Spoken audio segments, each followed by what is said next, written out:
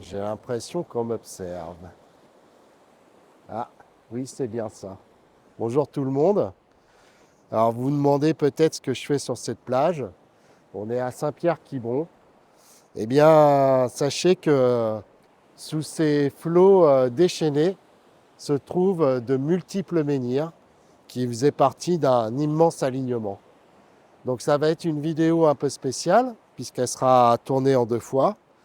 Là, on est au mois de janvier. Mais je reviendrai le 31 mars 2025, lors des grandes marées, pour essayer de voir ces menhirs. Donc ce qu'on va faire pour l'instant, c'est qu'on va se balader dans ce village de Carbouniec pour aller voir une enceinte mégalithique, semblable à celle du Mennec, ainsi qu'un morceau d'alignement qui menait jusqu'à cette plage et jusqu'à cette mer déchaînée. Donc les amis, si ça vous intéresse, eh bien écoutez, c'est parti, on y va.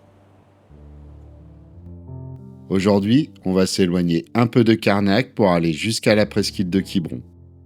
Et plus précisément à Carbouniec, un village appartenant à la commune de Saint-Pierre-Quiberon. On est arrivé au premier site, le cromlech de Carbouniec. Il est associé à l'alignement tout proche et est aussi appelé l'alignement de Saint-Pierre ou l'alignement du Moulin. Si vous avez vu ma vidéo sur le Mennec, ça vous rappellera quelque chose. L'enceinte du Mennec justement.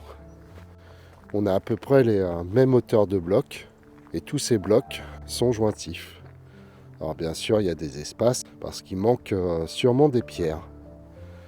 Regardez quand même ces deux dalles, elles sont assez massives.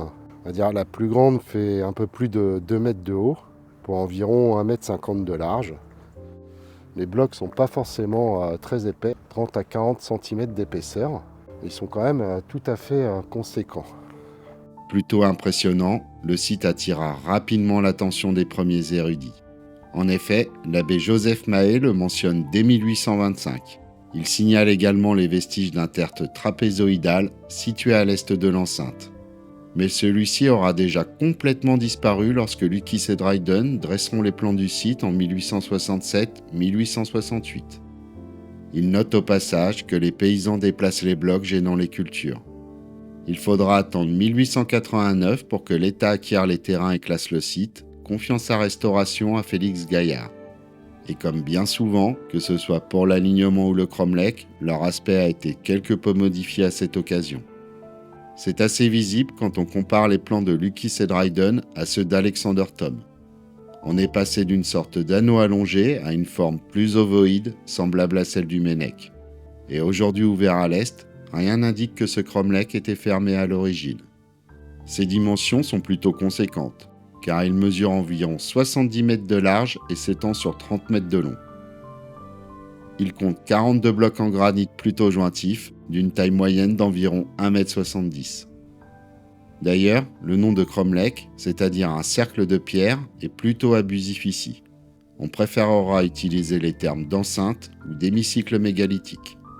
Je pense que c'est une des enceintes on va dire, de la région de Carnac qui est le mieux préservée à mon avis, avec tous ces beaux blocs jointifs.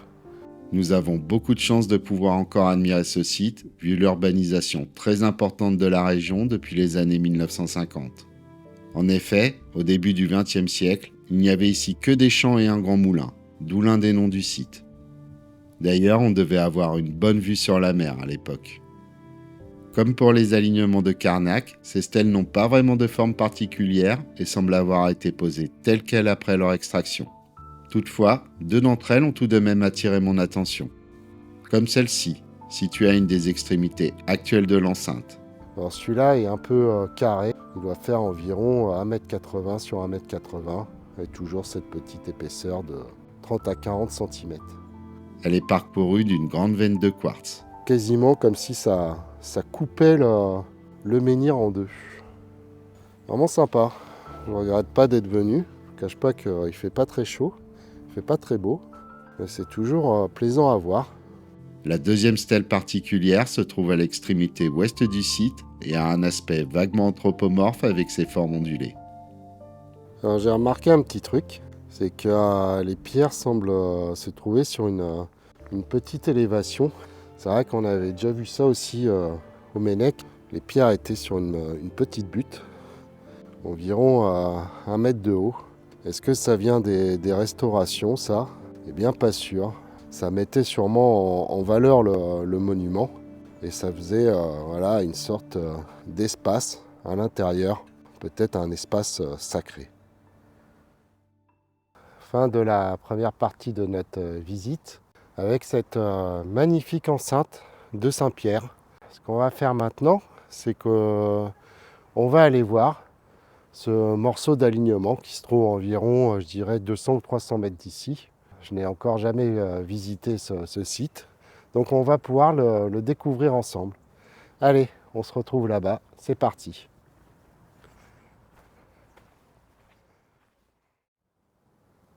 Allez, on laisse ce magnifique cromlech enceinte de Kerbouniec et on va aller voir ce petit alignement qui est caché entre les maisons. Alors les amis, je vous disais une centaine de mètres, et en fait pas du tout, parce que vous voyez là-bas, on voit l'enceinte. C'est à peine à 50 mètres, dans un petit chemin qu'il faut emprunter. Et on voit des blocs tout à fait massifs dans le fond. Ils ont l'air de faire environ 2,50 m, 3 mètres de haut. Ils ont l'air vraiment jolis en tout cas. Surtout le premier là, qui est plutôt impressionnant finalement. Je ne pensais pas qu'ils étaient aussi grands, encore plus grands que ceux du Mennec. Le bloc devant moi là, c'est le plus impressionnant de l'alignement.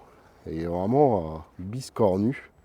Il a des formes très particulières. Et c'est pas le seul. Hein, parce que les 2 blocs derrière, même les 3 ou 4 blocs derrière, sont tout à fait particuliers, j'ai envie de dire.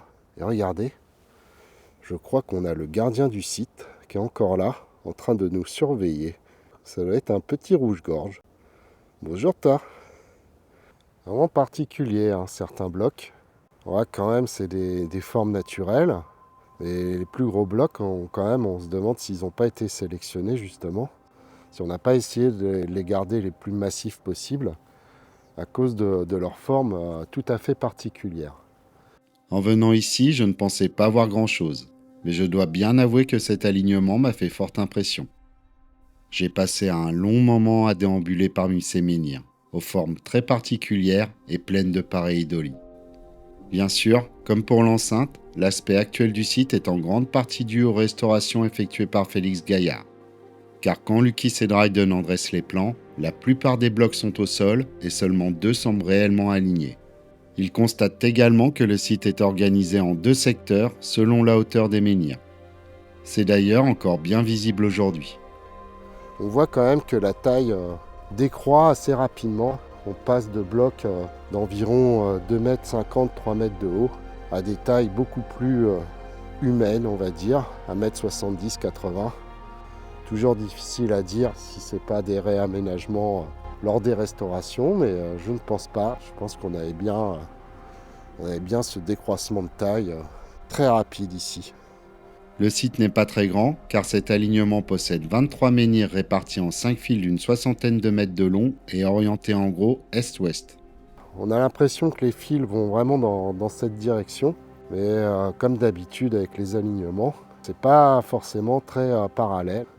Une dizaine de blocs sont également éparpillés dans les jardins alentours.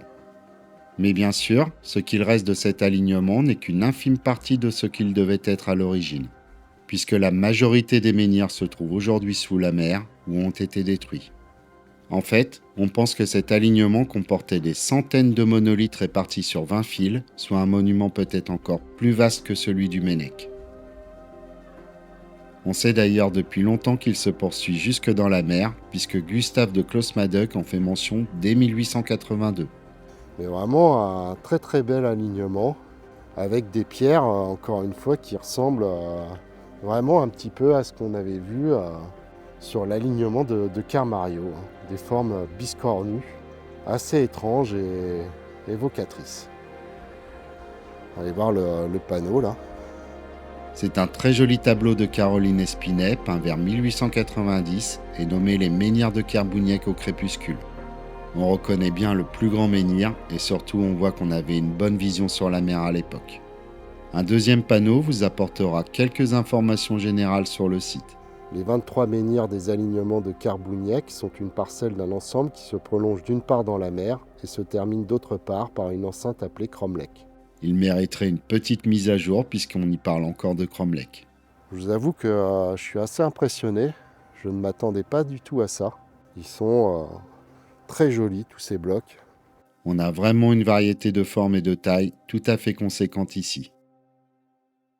Alors ce petit bloc a des marques un petit peu étranges. Ça ressemble pas forcément à des gravures, mais j'ai pas l'impression que c'est totalement naturel ça. Ça se voit très très bien à l'écran ici, ces sortes de plissures. Vraiment un de mes préférés, je pense que c'est celui-là. Avec plein de vasques. On se demande même s'il n'y a pas des sortes de bassins qui sont pas totalement d'origine naturelle. Ça contraste réellement avec le bloc à côté, qui lui est beaucoup plus lisse. Celui-là est vraiment, il se démarque par sa forme et son aspect lisse, comme s'il avait été un petit peu retaillé, comme si on avait tapé dessus avec une autre pierre pour le rendre beaucoup plus lisse par rapport aux autres. Est-ce que ça avait une signification sous ça? Des menhirs lisses et des menhirs naturels? Difficile à dire. Regardez les bassins sur celui-là. Ça va être naturel, mais on a quasiment l'impression que certaines de ces fosses ont été retravaillées. On retrouve un petit peu aussi les rainurages qu'on avait vus sur le bloc précédent. Cette cupule là, on n'a pas l'impression que c'est totalement naturel ça. On retrouve aussi un petit peu ces rainurages. Est-ce que ça serait pas d'anciennes marques d'outils justement pour recréer, comment dire, renforcer ces formes d'origine naturelle? J'adore ce bloc. C'est un des plus beaux, je pense, que j'ai pu voir dans la région. On voit aussi une belle pareidolie. On dirait un visage vu de profil coiffé d'un casque ou d'un chapeau. On a l'œil, le nez, la bouche et le couvre-chef. Alors un autre bloc avec de beaux bassins. Alors je vois pas trop de rainurage ici, mais par contre on voit quelque chose quand même d'intéressant. Une petite pastille rouge, donc le rousic a dû passer ici pour nous indiquer que ce menhir était relevé. Est-ce qu'il n'était pas couché à l'origine justement comme une table? Est-ce qu'il n'a pas été relevé par erreur? Toutes les pierres n'avaient pas forcément vocation à être dressées. On les a toutes redressées lors des restaurations, mais c'est possible que certaines pierres étaient couchées dans les alignements. Encore un bloc aussi très biscornu, hein, celui-là. Surtout qu'on voit qu'il y a une partie très étrange au niveau de son pied. Il en manque peut-être un bout justement. On pourrait peut-être évoquer une femme enceinte avec sa tête sur le dessus bien arrondie et finalement un ventre proéminent. Et là on finit avec le plus grand menhir de la file, hein. Celui-là est vraiment impressionnant. Et celui-là doit faire, je ne sais pas, peut-être quasiment 4 mètres de haut. Regardez un petit peu ces dimensions par rapport à moi. Très impressionnant. Moi j'y vois vraiment une sorte de figure humaine qui serait peut-être coiffée voilà, d'un casque ou d'une sorte de coiffure d'apparat. Alors j'ai remarqué quelque chose aussi quand on s'approche, c'est qu'il est parcouru par une très grosse veine de quartz, plutôt épaisse, hein, parce qu'elle doit faire environ 5 cm ici. Donc peut-être aussi qu'on l'a choisi pour ça, hein, pour cette veine de quartz. J'ai l'impression qu'il regarde en direction de la mer et du reste de l'alignement, les amis. Alors je viens de parler avec un monsieur qui habite juste à côté, et il me disait que quand ils étaient petits, ils leur donnaient des noms à ces menhirs. Celui-là, c'était le facteur. Et celui que je vous disais qui me rappelait un petit peu un menhir féminin, celui-là, il l'appelait le dromadaire. C'est vrai que ça pourrait faire penser un peu à ça. Et il me disait qu'il y en avait un autre qu'ils appelaient l'éléphant. Donc je pense que c'était celui-là aussi. Peut-être que ce que je pourrais rajouter, c'est que le menhir à gauche est peut-être le menhir masculin, avec cette belle figure humaine. Et le menhir à droite, eh bien, comme je disais, c'est peut-être le menhir féminin. Et on a peut-être ici une représentation de la cellule familiale en quelque sorte. Vraiment incroyable hein, cet alignement. Regardez la taille de ces blocs. Ils sont très impressionnants. J'ai quasiment des frissons à me trouver là. Hein. Je ne m'attendais pas à ça. Je vous avoue que j'étais pas mal malade. Hein. Et là, je ne sais pas pourquoi j'ai la pêche. J'ai la banane quand je me balade ici. Ça me rend heureux. Allez, on fait quelques photos et on file vers la plage.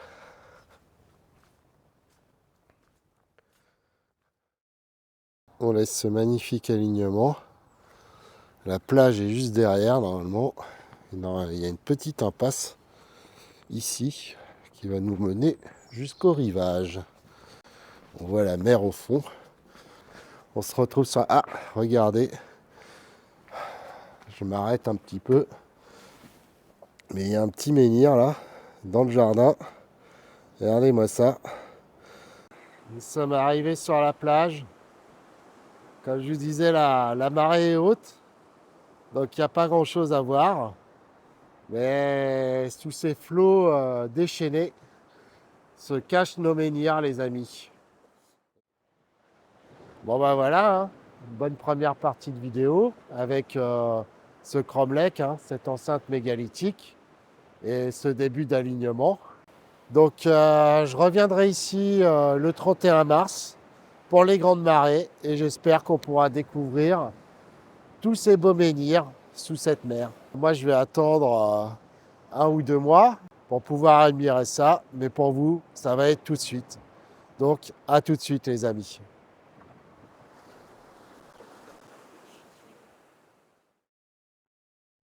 Et voilà, petit saut dans le temps.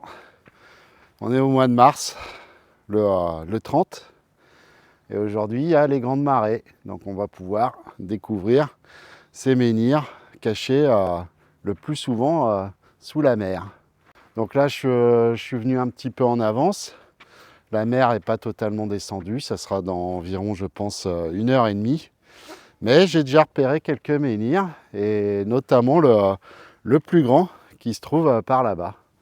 Donc je vais vous montrer tout ça. Et on va attendre un petit peu. Puis après, on fera la balade pour essayer de découvrir cette file de Kerbouniec. Allez, c'est parti. En attendant que la marée soit au plus bas, prenez quelques instants pour vous imaginer ici il y a environ 6500 ans. Le front de mer est alors à plus de 400 mètres et des centaines de menhirs se dressent devant vous, formant un immense alignement filant vers la mer. Ce devait être un sacré spectacle. On commence. La marée est bien basse. Je vois quelqu'un au pied du grand menhir. Je sais que Christian Betz était censé venir, donc c'est peut-être lui. Aujourd'hui, pour différencier les menhirs des affleurements granitiques, eh bien c'est très simple. On cherche tout simplement des gros blocs couchés. Il y en a un d'ailleurs juste devant nous. Et un deuxième menhir typique du site se trouve seulement à quelques mètres. On pourrait croire que c'est un morceau de l'affleurement. Et quand on se rapproche, on voit bien qu'il est décroché en fait ce bloc. On voit bien l'espace entre l'affleurement et ce bloc, ce qui nous indique bien que c'est un menhir. Alors j'ai vu un autre bloc aussi qui m'a l'air tout à fait conséquent. Et on dirait qu'il a été aussi un petit peu taillé, donc ça ne m'étonnerait pas que ça soit un menhir. Allez, on va filer tout droit pour suivre cette file. On en voit pas mal hein, quand même, des blocs qui dépassent. Notamment là-bas, hein, il y a un petit banc de sable, il y en a 4-5. Et on va voir un petit peu tout ça. Regardez, il y en a même un sous l'eau là, peut-être même 2. Je pense que ça, c'est des morceaux de menhir. Forcément, tous ces menhirs ont pas mal souffert, car cela fait plusieurs milliers d'années qu'ils sont sous l'eau, ballottés par les vagues et les tempêtes. Il faut bien s'imaginer qu'au niveau de ces affleurements, eh bien, c'était la terre. Hein. Donc tout a été érodé par la mer. Regardez, il y en a encore un là. Il y en a partout là aussi. Il y en a 2 autres assez petits, mais tout ça, ça me semble bien être du menhir. On en voit un gros là. En fait, il y en a au moins 80 juste sur ce secteur. Et chose étonnante, il y en a encore plus qui restent en permanence sous la mer, et ce jusqu'à 5 mètres de profondeur, ce qui porte leur nombre total à environ 400. L'archéologue Serge Cassen, entre autres, étudie le site et en référence les menhirs depuis une vingtaine d'années avec son équipe, dont fait partie Christian Obelz. Et qui sait ce qu'il reste à découvrir. En tout cas, ce site est vraiment emblématique pour bien saisir la remontée spectaculaire du niveau de la mer depuis le néolithique. Regardez ce bloc. Ça, il a bien quand même la forme d'un menhir, celui-là. On se rapproche du grand menhir. Ce qu'il faut, c'est pointer vers, vous voyez la flèche là-bas. On appelle cette balise l'ours de Kerbouniec et c'est un bon indicateur pour trouver ce plus grand menhir qui se trouve juste en face à une trentaine de mètres. Vraiment là, ça forme une ligne. On est vraiment dans la continuité de l'alignement de Kerbouniec, donc ils sont plutôt faciles à voir. Il y a plein de petits fragments aussi, donc tout n'est pas forcément des menhirs. C'est peut-être des blocs qui sont décrochés avec l'érosion, mais quand ils ont quand même une certaine taille, je pense que c'est un bon indicateur. Regardez, ça fait une petite file encore. 1, 2 et 3.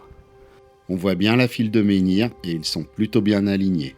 Il y en a un assez conséquent au bout là. Celui-là est très joli aussi avec une belle tête en pointe. Superbe. Et regardez l'autre juste derrière. Celui-là doit faire 2,30 m de haut. On voit très très bien qu'il n'est pas du tout accroché aux affleurements. Regardez ça, il est posé encore sur un petit lit de pierre. C'est le plus gros que l'on ait vu pour l'instant et il a vraiment une forme typique de menhir. Avec une belle pointe ici. Je pense qu'il était enterré à ce niveau-là. On va passer la grosse barre rocheuse là. Et normalement, notre gros menhir est juste derrière. Et je pense qu'en revenant, on ira voir aussi cela, parce que là, vous pouvez constater, on voit une belle file avec tous ces gros blocs posés là complètement sur le sable. Alors, regardez, il m'a l'air magnifique et en plus, il est complètement hors de l'eau. Il est impressionnant celui-là, le géant de Kerbouniec. Donc celui-là, c'était le menhir le plus imposant. C'est quand même incroyable de se dire qu'un des plus gros menhirs sûrement de la région est finalement aussi loin de la plage à l'heure actuelle. Il y a peut-être même des plus grands encore sous l'eau, mais celui-là est vraiment impressionnant. On a l'impression qu'il est couché sur d'autres menhirs comme s'il les avait emmenés dans sa chute. De nombreux menhirs sont également couchés autour du géant. Celui-là, par exemple, est magnifique avec sa tête en pointe. Vous voyez, on est vraiment juste à côté du géant. Donc ça fait quand même une belle file en fait qui remonte jusqu'aux escaliers qu'on voit là-bas d'où je suis venu. Je viens de trouver une créature étrange. Ça va être un des extraterrestres qui a monté tous ces menhirs. Regardez ça un petit peu. Une étoile de mer avec des très très belles couleurs bleu-violette. Première fois que j'en vois une comme ça, je pense. Regardez. Il est pas mignon lui? Je sais pas ce que c'est. C'est un petit poisson là qui attend. Bonjour toi. Je vous avoue que au début j'ai cru que c'était une hache en pierre polie. Mais non, c'est un petit habitant de ces contrées. Bon, en tout cas, ouais, magnifique menhir. On a l'impression même que c'est un double menhir. Est-ce que l'autre morceau est vraiment collé? Je ne crois pas. Il y a encore une étoile de mer assez étrange à son pied. Celle-ci a la bonne couleur. Par contre, la biodiversité ici a l'air quand même bien préservée sur cette plage. Et ici, on voit bien que ce bloc n'est pas du tout accroché à l'affleurement. Donc on est bien sur un menhir. Il a l'air accroché à l'autre bloc, mais c'est pas sûr. Je pense que c'est tout simplement posé en équilibre sur notre géant de Kerbouniec. Coup de bol, c'était bien Christian Obelz que j'avais aperçu au loin. Vous avez sûrement entendu parler de lui lors de l'affaire du Monsieur Bricolage à Carnac, car c'est lui qui a révélé le poteau rose, pour ainsi dire. Mais c'est avant tout un prospecteur passionné, collaborant avec Serge Cassaigne depuis plus de 25 ans et une véritable bible sur les mégalithes de la région. D'ailleurs, il était là pour compléter les relevés du site en vue de la parution d'un livre courant 2026. Et ça tombait bien, vu que j'avais pris mon drone, j'ai eu l'honneur de l'assister en prenant des clichés vus du ciel. Donc je vais sortir le drone, faire la petite photo. Et il m'a montré aussi un petit bloc au pied du très grand menhir. Donc sa tête était ici, hein, il me l'a bien confirmé. Et on a un très gros bloc de quartz, juste ici, regardez ça. C'est un des plus gros en fait, qu'on peut trouver dans le coin. Hein. C'est plutôt impressionnant. À cette époque-là, sur le plan géologique, pour eux, les blocs, c'est des êtres vivants, quoi. C'est pas comme on le voit dans beaucoup de populations. Enfin, quand on dit êtres vivants, ils ne leur parlent pas. Ouais. C'est des divinités, c'est des qui ont des pouvoirs, des caractéristiques. Et c'est certainement pas anodin de poser des blocs de quartz au pied du plus grand menhir du sous-secteur. Ouais. C'est 6,85 m, c'est le plus grand menhir de Quiberon ici. Ouais, bah même quasiment de la région, parce qu'il est plus grand que le géant du Magno. Ah oui, nettement. Ouais. Celui-là, on estime que quand il était redressé, il n'y a pas souvent une grande partie qui est enfouie. Hein. Mais 6,85 m, il devait faire un peu plus de 6 mètres, vraisemblablement. Ouais.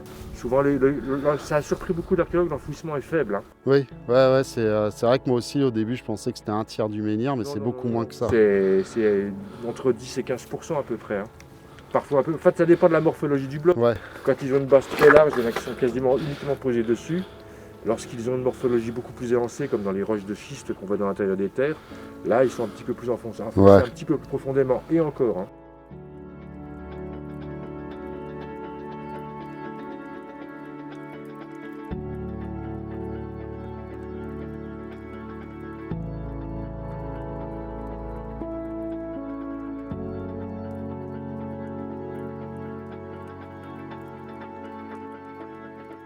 Nous, on pensait avoir un Carnac bis, quoi, tu vois.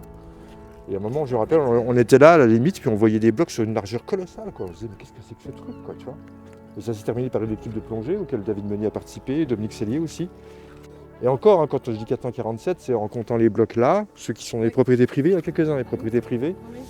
Tu sais que l'INRAP a fait un sondage, ici, ils ont trouvé des fosses de calage à 70 mètres au nord. Hein. Je me suis amusé à calculer la surface qui avait disparu avec les maisons, là, si tout ça avait été continu, bien sûr, hein, à peu près qu'une densité comme celle qu'on voit là. Et ce qui reste là, c'est un 31e, le parti de Carboniac. Si tu prends la largeur, c'est que les éléments vont s'arrêter à la limite de la crête rocheuse, hein, comme d'habitude. Hein. On va jusque là, et voilà, ça correspond à un 31e de la surface. Bon, mais c'est en contexte urbain aussi. Hein. Oui, bah oui. Dans les contextes... C'est un peu comme Pierre Zéro aussi, on sait qu'en fait ce qu'on a sous les yeux, tout l'ensemble en fait reste d'air de veine, c'est qu'une rien, partie. En fait, par rapport à ce qu'il y avait, déjà rien que ce qu'il y avait par rapport à ce qu'il y avait au XVIIIe siècle, donc on peut se dire qu'en plusieurs millénaires... Ah bah oui, bien sûr. Hein. Celui-là aussi a l'air vraiment conséquent. Bien joli menhir. Et ouais, même là, hein, on a des gros blocs, hein. Tout ça c'est du menhir. Et là on voit bien que ça continue sous la mer, là. On voit les têtes les têtes de blocs qu'on voit, c'en est ça. D'accord. Mais après, il y a la mer n'est pas assez basse, c'est pas assez retirée. Et tout ce qu'on voit qui sort en allant vers la crête rocheuse, c'est des blocs. En fait, ça va buter, ça démarre de la crête rocheuse là.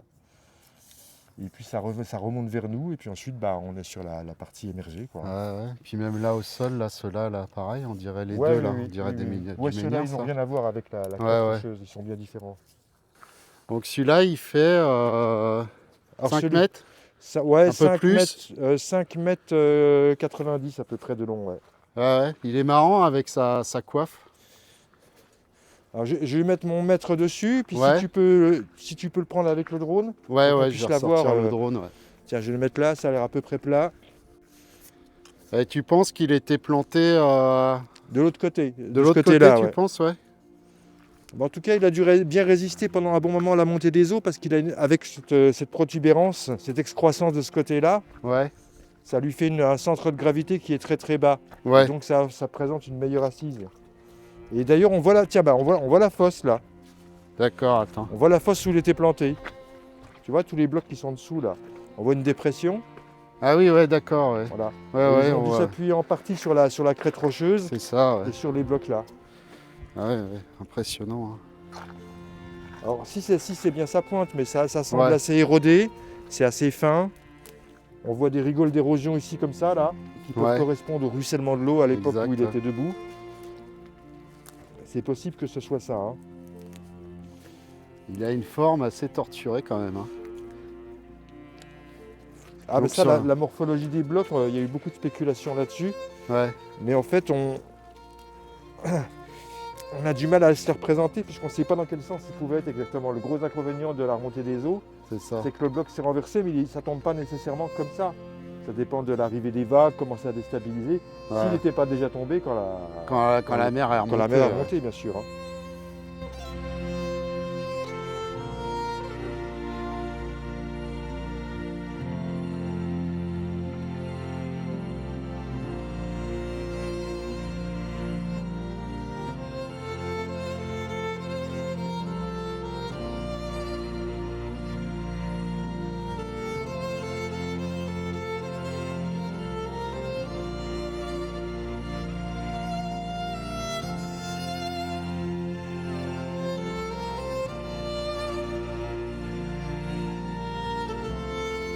Il a fallu être sélectif pour éviter les faux, quoi. Hein. Ce qui fait que quand on dit 447, on n'a même pas la moitié de ce qu'il y a en réalité, quoi. Parce qu'il y a... Ouais. Ouais. Ça va, Enfin, moyenne. en comptant le Kerbourniac aussi au-dessus, là, avec la partie qui est dégagée, quoi. Visible. Ouais. Ok. Ça veut dire que là, il reste 1/31e de ce qu'il y a eu. On a regardé, on a calculé la surface, et donc ça nous montre que ce qu'on voit, c'est qu'une toute petite partie de ce qu'il y a pu y avoir. Du coup, vous faites encore les gros, c'est ça? Ouais, parce que les gros, en fait, on les avait enregistrés comme ça. On n'avait pas les drones à l'époque, en 2002, ça n'existait pas encore. C'est vrai. Et puis, ils sont particulièrement casse-gueule à monter dessus. Ils n'ont pas de surface plate. Il y a les algues et puis des coquillages partout. Alors, le grand là-haut qui fait 6,85 m et celui-ci qui fait 6,90 m, on les avait mal enregistrés en fait. On a leur morphologie sommaire, mais on n'a pas les détails. D'accord. Et parce qu'ils pourtant ils sont pas si hauts que ça. J'allais dire, vous n'ayez pas la vue au pied supérieur, c'est pour ça. Alors, on l'avait fait avec une échelle.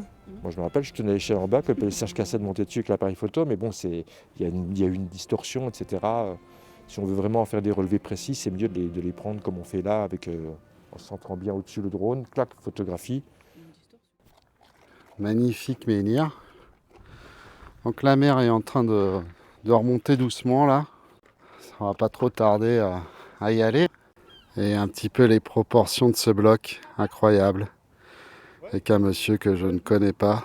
C'est assez extraordinaire, hein, si vous avez l'occasion de venir lors des grandes marées. Eh ben, je vous le conseille vivement. Donc tout ça, hein, qui sont posés sur le sable. Pareil, on est sûrement encore sur du menhir. Incroyable tout ça.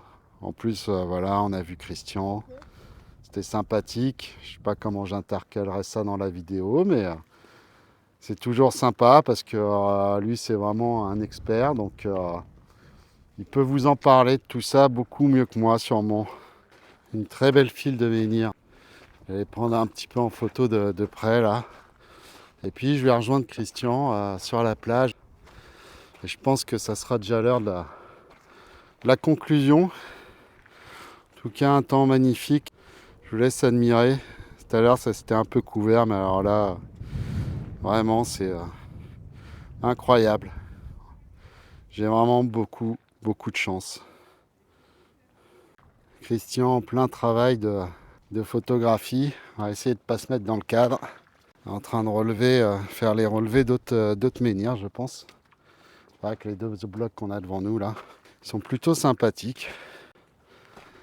Dire que j'aurais voulu être archéologue, mais on m'a toujours dit ne fais pas archéologue, sinon tu vas finir pauvre. Et des fois je me dis que j'aurais préféré être un peu plus pauvre et peut-être un peu plus heureux. Enfin bon, c'est des réflexions personnelles. C'est beau quand même un archéologue qui travaille. Hein. Il est... Ah oui, bah pareil, je passe une bonne journée, je t'assure. C'était génial. Alors Christian m'a dit qu'on voyait une deuxième file. Donc on voit un petit bloc ici qui est au milieu de l'écran. Après c'est des affleurements. Hein. Puis ça continue avec ces tout petits blocs au sol. On en voit encore un autre ici. Puis ça va jusque là-bas où il y a Un très gros bloc. Je ne sais plus si je l'ai pris en photo. Je sais qu'on est passé devant tout à l'heure. Donc je vais y retourner avant qu'il ne disparaisse sous l'eau. Celui-là, c'est quand même un des plus beaux aussi. Et plutôt incroyable. Il doit faire 2,50 m de haut quand même. Et voilà, le géant va bientôt disparaître sous l'eau. Vous pouvez admirer que ça a déjà bien remonté. On va filer. Et puis c'était quand même une journée bien sympathique. Formidable menhir en tout cas. Oh, fait un petit plan devant le menhir alors que l'eau a déjà bien remonté. Le géant qui va bientôt disparaître. Je pense que dans 1 heure ou 2, on ne le verra plus. L'autre géant de Kerbouniec. Vous pouvez admirer, je peux prendre tous les risques pour vous. Je vais revenir dans un état, vous ne pouvez pas imaginer. L'eau est en train de remonter assez vite maintenant. Et d'ici 1 heure ou 2, comme le géant, eh bien, il va disparaître de notre regard.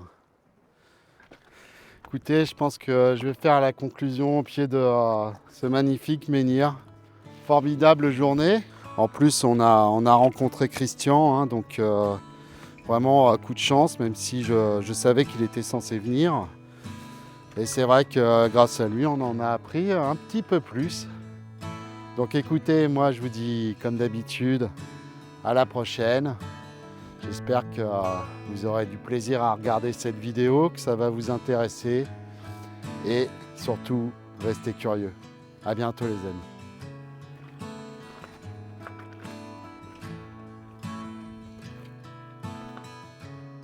L'eau a bien remonté.